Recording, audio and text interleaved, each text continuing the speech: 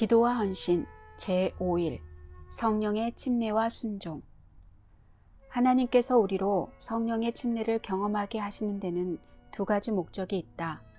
첫째는 우리의 삶을 통하여 그리스도가 온전히 드러나는 것이다.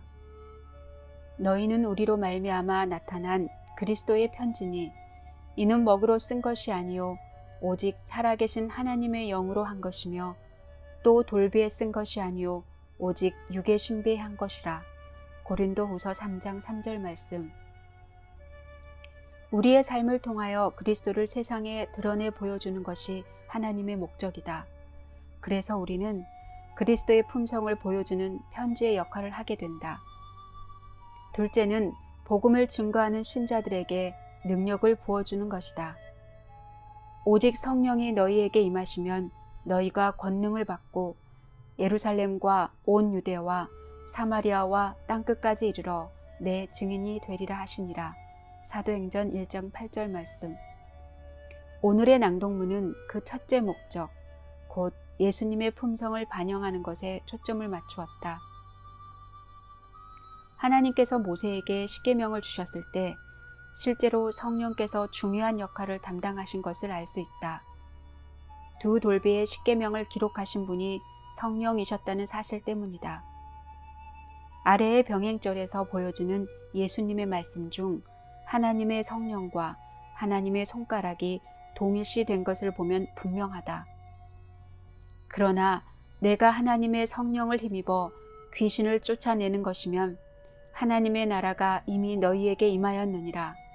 마태복음 12장 28절 말씀. 그러나 내가 하나님의 손가락으로 마귀들을 내쫓으면 분명히 하나님의 왕국이 너희에게 임하였느니라. 누가복음 11장 20절 말씀. 그러므로 두 돌비의 십계명을 기록하신 분이 성령이시라면 오늘날 성령으로 충만한 하나님의 자녀들의 마음판에 하나님의 율법을 기록하시는 분은 같은 성령이시다. 너희는 우리로 말미암아 나타난 그리스도의 편지니 이는 먹으로 쓴 것이 아니요 오직 살아계신 하나님의 영으로 한 것이며 또 돌비에 쓴 것이 아니요 오직 육에 신비한 것이라. 고린도후서 3장 3절 말씀. 그리스도인으로 자처하는 사람들의 순종은 두 가지 다른 양상을 보일 수 있다. 첫 번 것을 저자는 외향적 순종이라고 부른다. 이것은 하나님께서 순종하라고 명령하셨기 때문에 하는 순종이다. 이것은 마음에서 우러나온 것이 아니기 때문에 율법주의적 순종이다. 두 번째 것은 내향적 순종이라고 불리는데 이것은 신자의 마음 깊은 곳에서 우러나온 하나님을 순종하고자 하는 갈망에 의해 생기는 순종이다. 마음으로 하지 않는 외향적 순종 같은 것은 하나님께서 받으실 수 없다. 주는 제사를 즐겨 아니하시나니 그렇지 않으면 내가 드렸을 것이라. 주는 번제를 기뻐 아니하시나이다. 하나님이 구하시는 제사는 상한 심령이라. 하나님이여 상하고 통회하는 마음을 주께서 멸시치 아니하시리이다. 시편 51편 16절 17절 말씀. 이 백성이 입으로는 나에게 다가오고 또 입술로는 나를 공경하여도 그들의 마음은 내게서 멀도다.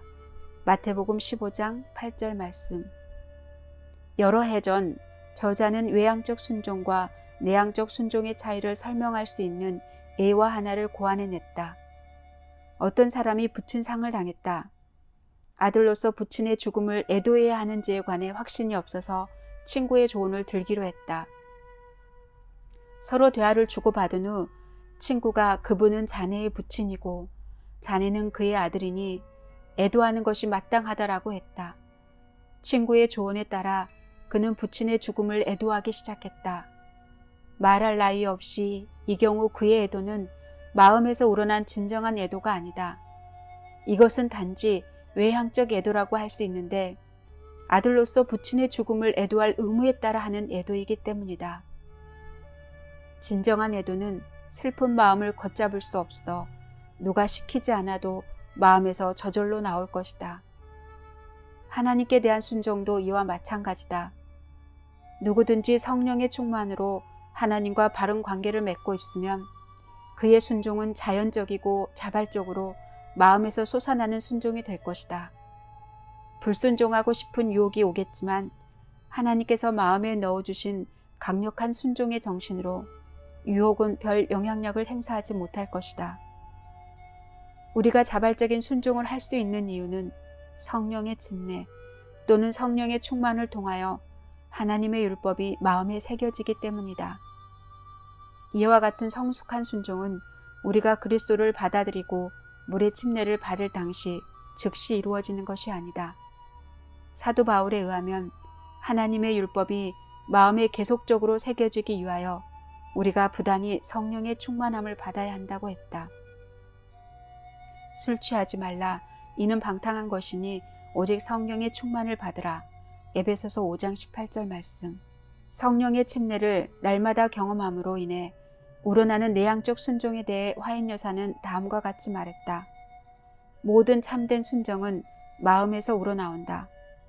그리스도께서도 마음으로 순종하셨다. 만일 우리가 동의만 하면 그리스도께서는 우리의 생각과 목적을 그분 자신의 것으로 간주하시고 우리의 사상과 마음을 당신의 뜻에 일치하도록 조화시킨다. 그리하여 우리의 순종은 단지 내적 충동을 행위에 옮기는 데 불과할 것이다.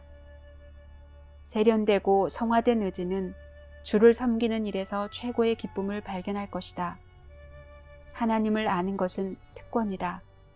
그러므로 하나님을 아는 신자들의 생애는 지속적인 순종의 생애가 될 것이다.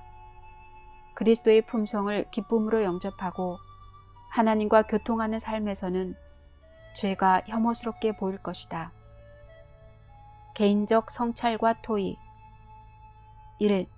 성령의 침례를 받는 목적 2가지를 기술하라. 2. 두 돌비의 10계명을 기록하신 분은 3위 중 어느 분이신가? 3.